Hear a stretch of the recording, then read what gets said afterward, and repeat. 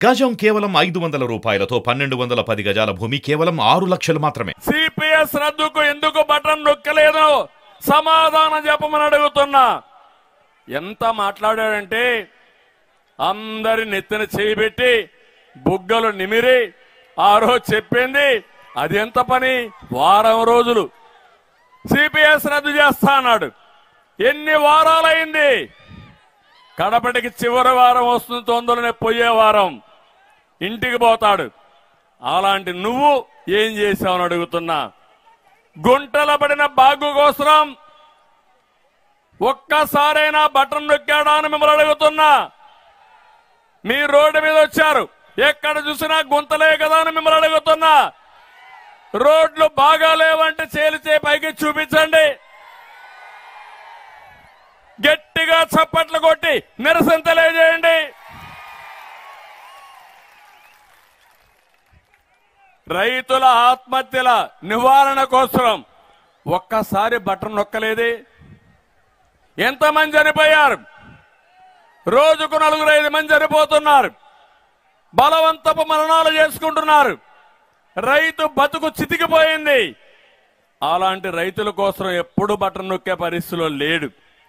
DSC కోసం button నొక్కాడా తమ్ముళ్ళు అని అడుగుతున్నా. నొక్కతాడా అని మిమ్మల్ని అడుగుతున్నా. ఇప్పుడు మాట్లాడుతున్న మెగా డిఎస్సి అంట.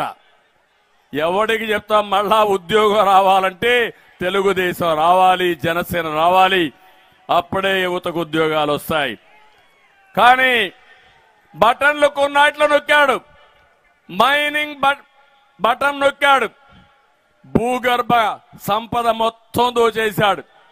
మామూలు దోపిడీ కాదు, ఇష్టానుసారంగా దోచాడు. ఇసుక బటన్ నొక్కాడు. సాయంత్రం తాడేపల్లి ప్యాలెస్ కి 100 కోట్ల రూపాయలు డబ్బులు పోయే పరిస్థితి వచ్చింది.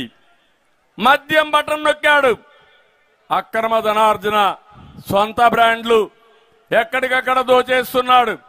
ఇప్పటికీ 30 లక్షల మంది అనారోగ్యం పాలయ్యారు. 30,000 మంది చనిపోయారు, చనిపోతూనే ఉన్నారు. ఈ సిగ్గుపాలన ముఖ్యమంత్రికి మాత్రం ఏమీ పట్టలేదని చెప్పి నేను మీకు తెలియజేస్తున్నా. నీ బటన్ డ్రామాలు అందరికీ తెలిసిపోయినాయి. తెలిసాయా లేదా అని మిమ్మల్ని అడుగుతున్నా. అందరికీ అర్థమైపోయింది. రేపు ప్రజలంతా ఒకటే బటన్ నొక్కుతారు ఎలక్షన్ లో. ఆ బటన్ తో జగన్మోహన్ రెడ్డి ఎక్కడికి పోతారు తమ్ముళ్ళు? ఆ పార్టీ ఎక్కడికి పోతుంది తమ్ముళ్ళు? అది చేస్తారా అని మిమ్మల్ని అడుగుతున్నా. ఏమమ్మా చేస్తారా అని మిమ్మల్ని అడుగుతున్నా.